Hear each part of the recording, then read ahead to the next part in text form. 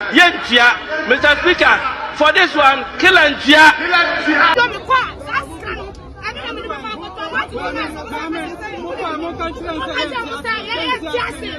And this is for Omucha and Trotro every day. Ntua Omucha. And now you somebody in Amo Omodi Dumsor Levy aba. And one pound to me on the platform so I said Mahama enemy assassin Kufuado. Hey, we are sepa And Yabusia says, I'm looking at the trending news are Ecoso 2025. Topic any a year quotation edaso a year John chapter 24.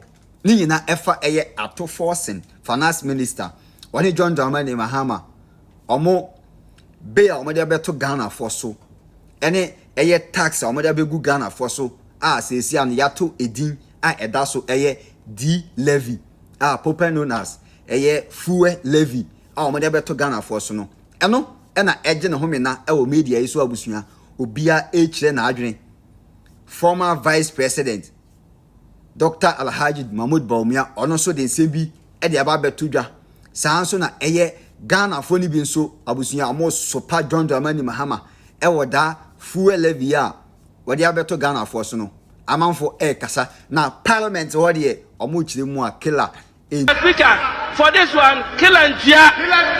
Ntua what you say because killer etua abusunya enye enti killer entua said the Ecoso na because mo say mo yi Levy afri ho betting tax na say si am san call by a kokro de John D Levy na amodi aba abusunya ano ayedin ha GH Kobi Media so me say oba so ani mu na wa subscribe to your channel send the update bi anso etomu a onso obenya bi ati endi abusunya ye ba finance minister ato forcing one John Dramani Mahama kokro de John na omabeye Ghana for no so omo yi Levy afri ho betting tax omo yi afri ho ampa omo ba omo yi afri ho na abusunya ende de omo sanso de Levy additional revenue to fund the needs in the power sector.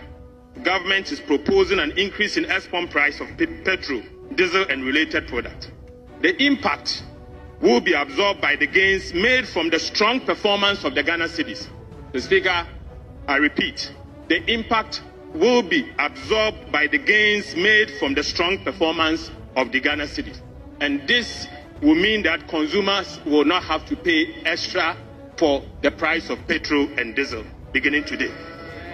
Right, Honorable Speaker, our simulations suggest that there will be no increase in the export price of petrol and diesel in the next window beginning today if the levy is imposed. This is because of a strong Ghana cedi. Right, Honorable Speaker, the levy will serve as a dedicated source of funding to the power sector, and the proceeds will be earmarked for the procurement of essential fuel for power generation. The Speaker, this will ensure that Ghana enjoys stable electricity. What is before us is the Energy Sector Levy Amendment Bill. And basically, it is saying that Ghanaians should give one Ghana cedi each when they buy a liter of fuel so that we can end Dumsor. That's all. One cedi. All of us should contribute one cedi. Just one cedi per, so that we can end Dumsor. One cedi. Each of us, when we buy fuel, 1 liter. The prices are going down. One cedi. And Mr. Speaker, it is not e-levy. And we on the minority side, Yentia, Mr. Speaker, for this one, kill and jia. Levy. Edi abeto Ghana for so omo chire mu a so okoto fuel 1 liter ye de 1 cedi ebeto so enti se auto 30 a is in 30 cedis enti omo de ya adwene eden di agro abusia case ni ba ye no Dr. Alhaji Mahmoud Bawumia ono so ababedi nkomo aka se mebe na yentie de Dr. Oka This is for Omucha and Trotro every day. Ntua Omucha. And now you somebody in Amo Omodi Dumsor Levy aba. Dumsor Levy. So first almost e-levy. Na yedi aba. Omobeyi Levy no Omobeyi, and then Omo the Dumsor Levy aba. It is 8 times the levy. Omo ansusu anyo. And then uto 1 liter of petrol, 1 cedi no Obetua. Uto 1,000 cedis of petrol, Obetua 83 cedis. 83 cedis as tax. Levy no send obi 1,000 momo Obetua 10 cedis. Omo and then Obetua 4,000 Obetua 83 cedis for fuel. We nimina more beba. By the time you be do 2028, Ghana nyina be who say umutwa ntro bebre. Mimi gidi say umubeka nkyere yen say yensan ba bio embefa aban no ensiesie. Nti na kire say we dey enada e na oma beda da Ghana for because ade no untumi ya kasa mi ntumi nye.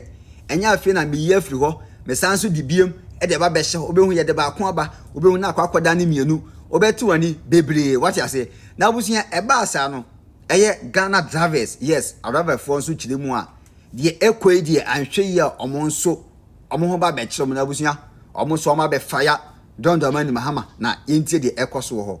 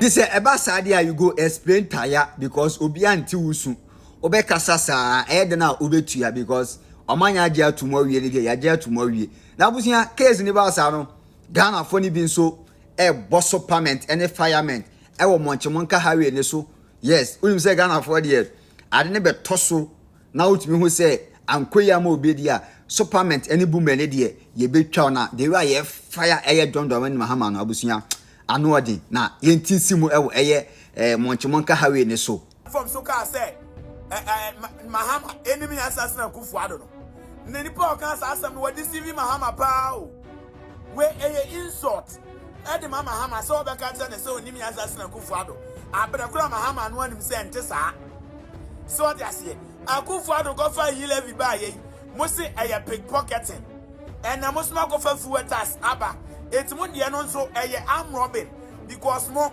enya pickpocket mo de ni po de arm robbing asabe enya nkrase fo asem so they say it is akwase no join the platform so ka say Mahama enemy assassin Kufuado no me did say na wo mo ke Mahama so what they say na wo sere no na enya ne say wo kan papam be mo mimi hu ne say na wo sere no because sabe obi pass momo Levy na wo pass fuel Levy asabe na so ofre ni pan so your pickpocket ndia na enia wo ya amroba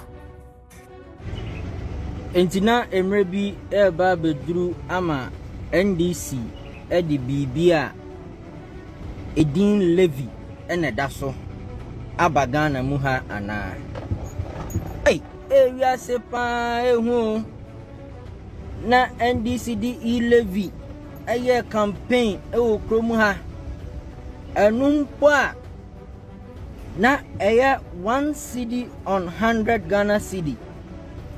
Say NDC for the adie bi a friend fuel levy aba say auto 1 liter bia ubetua 1 cedi eti meto 4 liters a metua 4 cedis. Jesus Christ. Na moya na da forza ei edie ben kura science woni Ghana for na mama ya di NDC achi nyina ya koto ama ya papa Mahama ama Robin Peter to pay pai mobile electricity bill matum 14%, water bill matum 4%, afa the fuel levy 1 liter bia metia 1 cedi. Jesus Christ. Na MPP for ne de omwa na medem from so be mo because akonwa omwa na da ne de cheye. Aye. Omwa na da ne de cheye. Na it's too painful. Obeto fuel 1 liter bia obetia 1 Ghana cedi aka ho. Fuel levy. Na din na ye friend Levy no NDC de beba biem e wo Ghana ha. Ya twa mo 2028. NDC for CR and MPP for start yi Levy sem no omode ba ko na eba ye de be solve problem omode ba ko na eba de be solve problem na fe yi Levy ye tua covid levy ye tua dining levy ye tua tax na de ben de be yi Levy ne Levy sem mo twem a mo mi enti na eba bia na petroleum levy ze de also last year 2024 March and I make actually say China for aba abe take over Ghana in Namonkane. It's Dumsor special siaba. A point bench na China for fire or baby take over in Namonkane. It may be a chemo kufuado a day or parliament self or Jebusia and my parliament to Jitu. Now, Omania baby, I was a China. It's China for night and you can say, I'm penny mount for China for Kodisika, so Jomus from Babaji. It's in March 2024 and I'm about to take over and it's in Namonkane avoiding Dumsor number. And as you say, this is a by person, you say, we got the men on the umbe and says, see, I will tow a year petrol, a year gallon back. Beer, you better 1 cedi. It is a auto 10 gallons, you better 10 cedis. As you can, a beboa, ama yet to mini cigar, a better so in a canyon. So send a baby in a free and cast a foot on name what you was in free baby man. And this is for many some, but I disagree with this levy. You try levy more, tell ama you want to more the energy levy ever. What difference does it make? What difference does it make? We do not support this. Anybody does say nekaka na munum sa somebody energy level beba and na mo force driver force o monte kesi kaso. Bokodie. NDC for Bokodie.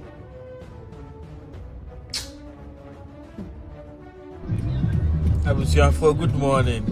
And I'm sorry, I'm a poor football. Easy. Me pacho one message away. One message away. Say there. Abane say Obia or tofu obia no so go tofu I bet 1 Ghana cedis. I feel later ba kubia or better so. And that's all munyanti fu so because so to 1 liter obetia 11 cedis is here. 1 cedi ni beka 1 liter ni 12 cedis. The value is still the same. We kwa the NDC about not. Enim say mwetwa levy, mwetwa betting tax entini enim say eniema ba be go ye na we there. Etia etofu of 500 cedis na ade kokuma asini ade no say tofu of 500 cedis abetu ya 50 cedis. Na to no mo ye ne dem nhye to na asina munyi scanning for driver for so e. Na driver ni a we sales obey den anya sika command me ama ne ho asan ko sales ama ne master because utofu of 500 cedis I bet 50 cedis. Utofu of 200 cedis I bet 20 cedis. 1 liter bia obeto bia I bet 1 cedi free so aban we kwa de mesro ato forcing we de mesro 1 force kura to we de 1 force wahu na auto 1 liter bia 1 cedi ye be ye ni hey sisi adroba fo esu aromunye Ghana fo bio MPP NDC for marry ni awie ntino mudi 11 ni ba be shefu amu yesremo when kwan they not oh na se mu si e wo kwan bebre be fa so ama o man na sika ntino yesremo sorry ye mani anje kra mani njiyo because fu na mat Ghana for Munsolio na ibu Mahama the taxi kuyai dollar aba fem kura body na Dumsor Levy na odeba ye na do yi Levy wo send 100 cities and at 1 city boy Ghana for ibu di Dumsor Levy na odeba wo to fu 12 cities na what 1 city and ibu Mahama body beni ayo out the taxi kuyai na sanya na de kakra beka obi ani o kakra beka mani Killnet aban ye ka kire mo Killnet aban wa ba be du omo ka kire Ghana fo se monto aba ma ye be yi Levy free ho omo yi free ho bosu mienu ntam omo asa introduce di Levy Dumsor Levy yaka mama MPP wa ye mo hia so tan huno say ye hona na afunu mo Ghana for and never himself full control the economy of this country. You will never be more when you mobile money and your choice. They don't do it. Tell me nipa on Yusufu and Ghana. Uba froka. On froka. What will be on tukai? You understand? Un tukaya. Umbe tukaya ko febi aniaba. Na fu anisika ni ya toso ma wato. So the economy ni jina fuel so and then the fuel remember say and that break down that sort of uto fuel 1 liter bia to 1 cedi into uto 40 liters uto 20 liters yet so ya the best of Dumsor crofo boa no de akoto o account me say they will deduct this money still there will be Dumsor in Ghana Killnet aban ha scam almost scam we papa Ghana for then chamo be fe MPP mo afi yempo awie and then yakoda so ne ya de akọ parliament mu ya apase ye party 11 then tokwa and mo bubu e mo wo ye secret and then o ma introduce di Levy Dumsor Levy muntumi solve Dumsor tisa mo me say and then mo amukita car Trotro drivers mo amukita mo private car mo amudi moto ko adwuma and then yes o ma te petrol so hwe asana critical company forces awodina adaje obi ade a enche efiri wonsa eye no kore enche ne yakwakoto aba na eye NDC ye campaign say yi Levy na ukose ndi usika ma maame ane ato no eye abususem eto okra de nsesa Ghana ni tua ama eto amanfo asu mom koto aba eye yi Levy firi ono so ate ase eye no kore anche bia na ehu ya ne say ato force okran file ehu ya so abuawura parliament ade ya energy sector eka wo ho no nti eba betoto eye light bill eni to mototo light bill mu di kosi say by 3rd May year 2025 year obia ebetua 14.75% sa okoto light ya de da so no na enu achi no ensusu atum 4.4% obia so problem bi enim se be ya Dumsor to betwa na oman ni ema be ye nti muma ye nyina ye support na eye obia di tum eye no kore eye enra eye 3rd June na just oba yo madu say every month bia omodi new Levy beba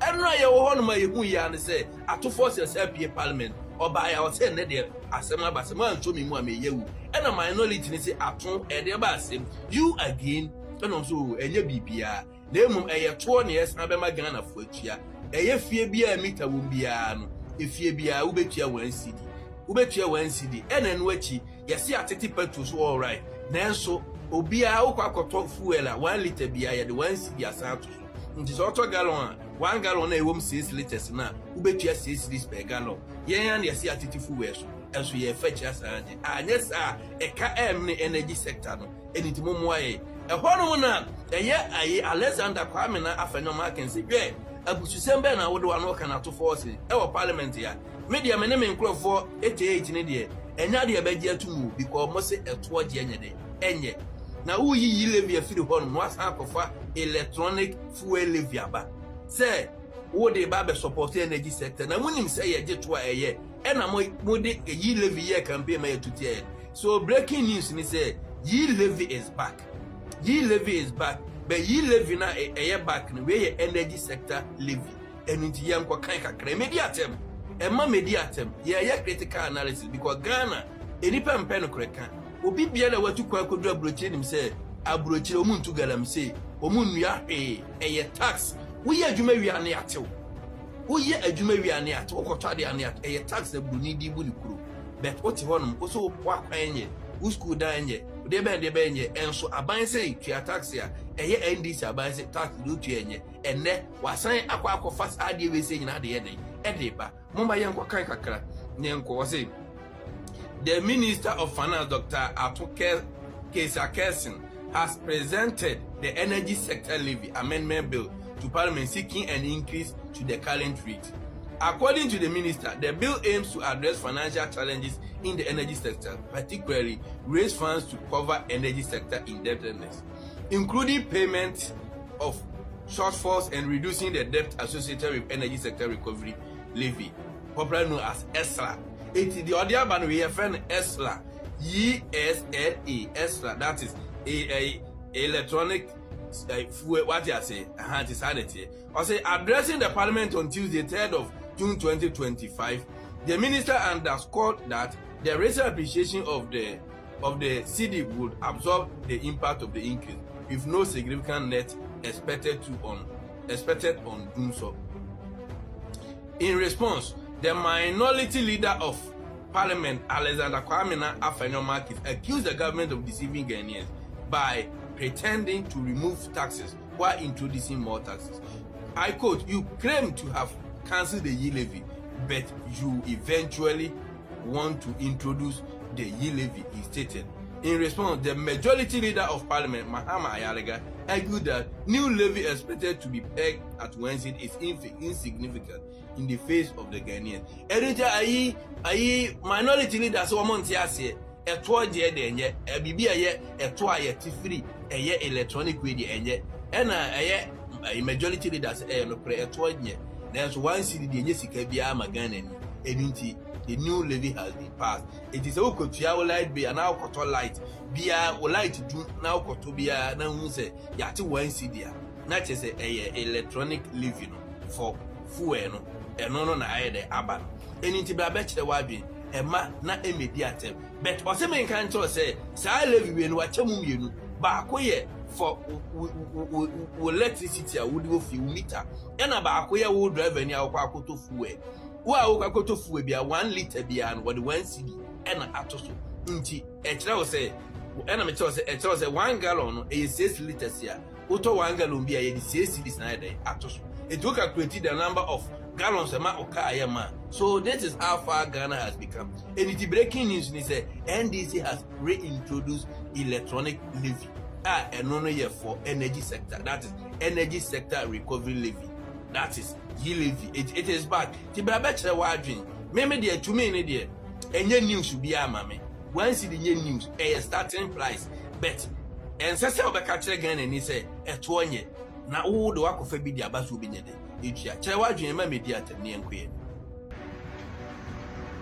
Abusiafo, it is possible President John Dramani Mahama or Finance Minister Dr. Kesu ato Mahafos ato eto abeto to Petro aye ba beto so sisi na anu ya na yenti enche bia na muka say driver for wanted a lorry fresh if say Petro bu abafo ye nyina ye bon price o man no nke beko say ya na so President Mahama any NDC aban say Petro na ya tete so no omo ne de ato beto so. It's 6 years auto petrol 1 liter 12 cedis ubetua 13 cedis na sa sika ya wode to so ya de koye da ya wose ya de ko solve Dumsor na never kai say enche bia na energy minister be ka kire say Dumsor bia amaye Ghana for complain Kumasi for complain baby bia obi e complain say Dumsor ba enso NDC aban si Dumsor mai enso le yesi ya bajeje 11 cedi e de ko solve Dumsor and to 1 liter I 1 cedi na betua to 2 liters obetua 2 cedis nanu ana Ghana for nyina ebisa say president Nana Dankwa Kufuor any doctor Alhaji Mahmoud Bawumia 8 years ni oman fa to bia ba beto petrol so am fa beto light so oman fa beto ensienya kanea 8 good years enti dia na esia na dia na ba president Mahama so odi Dumsor levy Dumsor tax eba Ghana fo a ene nyame adom bibia ko fo ma ye na ye bo aban ye ba so odi atuo we eba beto Ghana fo so ye bisa say enti sa atuo ye odi ben a driver for esa abeto lorry fe mu piew ana say omo be maintain prices na sample so mo ka so mo tumo beti asia na onti asia so ye Ghana ni e come here say president Mahama ni NDC aban de adi agro and now my Levy 1 cedi free wo adechia me de 1 cedi ababeto petrol so say me aban na me de ato so eti wo ko to petrol driver ni a o to petrol na for 1 cedi kan wo ma me na me van ko so e friend say Dumsor adam asem we ba wuti bi penny somewhere aban ben e na ba ye baby na magaji was 4 years na be long e bi amo de no mo bi na ya tim ya batina musu say ya Abusia, so this useless NDC government are passing new tax. Every Ghana for home. Almost friend Dumsor levy. Now, as I Dumsor levy, auto petroleum product beer, say petrol, diesel, kerosene, brake fluid, engine oil. She say any fuel product ubetuana say petroleum product ubetu biano. So I Dumsor levy 1 Ghana cedi ubetia. Na ne are honene say per liter into every liter of petroleum product obetobia obetua Dumsor levy 1 Ghana cedis. Na me Ghana for mo ho nya me mobo anyeze bia mo ho ya me mobo nti na me ye video na video yi me ba be kire mu how deliberately aban yi ba be mo wasofa na afin so propaganda NDC for yet to give excuse for this useless nuisance tax to rationalize it matrashini nyina che na mo se mo mpe levy na ye optional o send dia na wutua wan send dia wuntua na mo se mo mpe Dumsor levy we upe ubetua o tena ka ma ubetua u yusu ka ubetua o to aduane adia ubetua o to atade ahye uye wuti a ubetua ne wo beye bia ubetua levy no now we send 200 Ghana cedis because the first 100 no exempted nti now we just 1 Ghana cedis as levy and no now say Akufuor ye wicked nti mato abama Mahama levy Dumsor levy no say we to fuel product 200 Ghana cedis we to fuel 200 Ghana cedis ubetua Dumsor levy 16 Ghana cedis eno na mo se bope nti mwanya now NDC propaganda na omoye no before say made the bank ni tie ni we teacher ni we nurse ni we aban adwuma ni we struggling youth now work aketo abi Toyota Vet and say Toyota Corolla busumi bia ubetua between 1200 Ghana cedis and 1500 Ghana cedis as Dumsor levy. Yes, Dumsor levy. We a Trotro driver and I say any commercial vehicle driver cars I can see every month be a would between 2,100 Ghana cedis and 3,300 Ghana cedis as Dumsor levy every month. This is how killer draconian this tax is. Now rationalization ni propaganda NDC for to give excuse for this useless tax. Yandele with one many time now I explaining everything. You see, I must say Akufuor a pencil now for boy was sort of 15 Ghana cedis and then about 12 cedis into wood ya extra 1 cedis and yes hey will be obeka sa asem we achira on ni park no ni mu nyansa tie ni yi fuel prices are above form no because say dollar no above form external factor na ama fuel prices no above form Mahama eni ho hwe onye ho hwe you understand na ya woni ma miensa ema fuel prices ekosoro na say above form na edi kan taxes ene margins aban no edeto fuel products so na etoso mienu international market crude oil prices say kosora ye beto so say ba form ye beti so ana ne etoso miensa dollar the exchange rate say exchange rate ne kosora ye beto so say ba form ye beti so now the factor are accounting for fuel price ba form exchange rate dollar na ba form no Mahama ne na aban admit say dollar no ebesia kosoro. Yes, dollar na bedu 10 point something. Ebesia kosoro and per penifo ni enimdefo a omaye nhwehwemu by the close of this year. Exchange rate in a free 10 point something, ako 15 Ghana cedis. And this is the implication. And then fuel price about 12 cedis because it's a dollar about 10 cedis. Dollar no equal 15 cedis.